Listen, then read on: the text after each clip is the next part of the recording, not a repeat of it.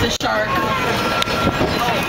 wonder if he's doing like some show for Shark Week on Discovery Channel or something. Oh, no, that doesn't look like that's meant to happen. Poke him in the eye! Oh, a lot of blood there, a lot of blood. That's a shame, huh? On our 4th of July picnic. Oh, wait a minute, guys, look. He got away from that shark. Do you see him out there?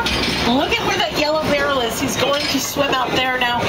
Maybe he needs our assistance. We're going to stop here and call the ambulance. You guys keep looking out there for him. If he swims up to your car, treat him for shock, apply a tourniquet, whatever you got to do. We're going to get a hold of our fire department. Thank goodness we have a fire department right here at Universal Studios.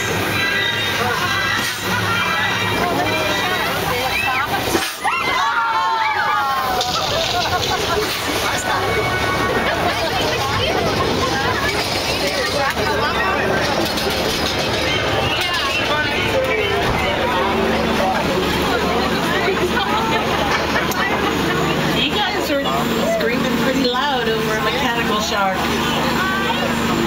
Well, I guess there goes our picnic. Now, a big question.